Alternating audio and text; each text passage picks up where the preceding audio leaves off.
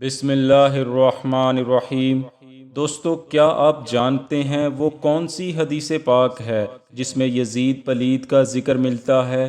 حدیث پاک میں یزید کو کن الفاظ سے مخاطب کیا گیا ہے اور اس کے متعلق کیا حکم جاری فرمایا گیا ہے؟ اس کی مختصراً تفصیل ہم اپنی آج کی ویڈیو میں بیان کریں گے۔ منقول ہے کہ حضرت ابو ہریرہ رضی اللہ تعالی عنہ سے روایت ہے، حضور سید عالم صلی اللہ علیہ وسلم نے ارشاد فرمایا، میری امت کی ہلاکت قریش کے لونڈوں کے ہاتھوں ہوگی۔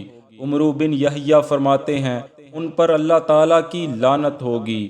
انہی میں سے ایک مروان ہے، اور حضرت ابو ہریرہ نے کہا، اگر تم چاہو تو میں بتا سکتا ہوں کہ وہ فلاں فلاں لڑکے کون ہوں گے۔ اور عمرو بن یحییٰ نے کہا کہ شام میں اپنے دادا کے ساتھ جاتا تھا تو میں نے ان نوخیز لڑکوں کو دیکھا، یہ انہی میں سے ہیں جن کی خبر دی گئی ہے۔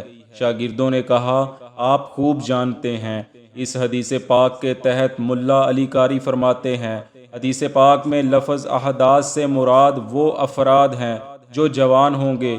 ان کا پہلا شخص یزید پلید ہے، اور یہ یزید عموماً بڑی عمر والوں یعنی علم و فکر رکھنے والے لوگوں کو شہروں کی عمارت سے دور رکھتا تھا، اور اپنے رشتہ داروں میں کم عمر والوں یعنی نوجوان لونڈوں کو حکمران بناتا تھا۔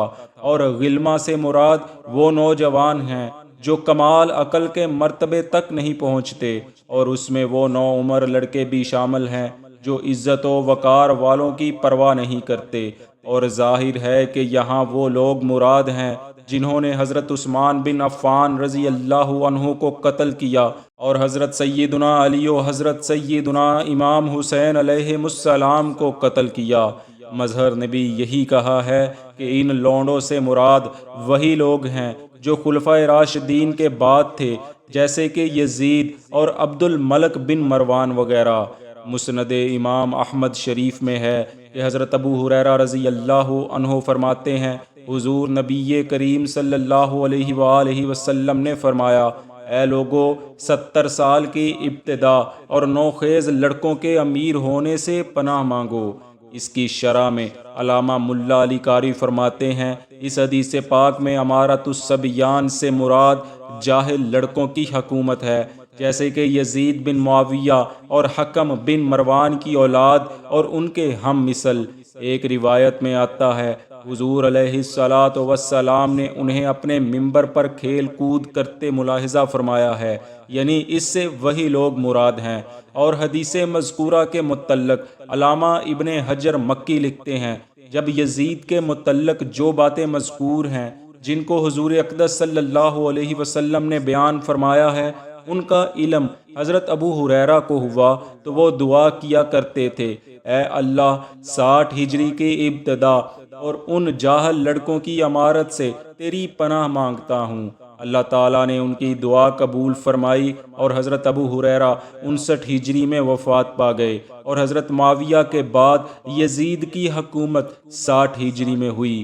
حضرت علامہ شیخ محقق شاہ عبد الحق دہلوی علیہ رحمہ فرماتے ہیں، حدیث مذکورہ میں اشارہ ہے کہ وہ یزید کا زمانہ ہے جس کی ابتدا 60 ہجری سے ہوئی، جس میں شہادت امام حسین کے بعد واقعہ حرہ بھی ہے، اور یہی نشانی ہے اس میں، اور یزید اس سے مراد ہے۔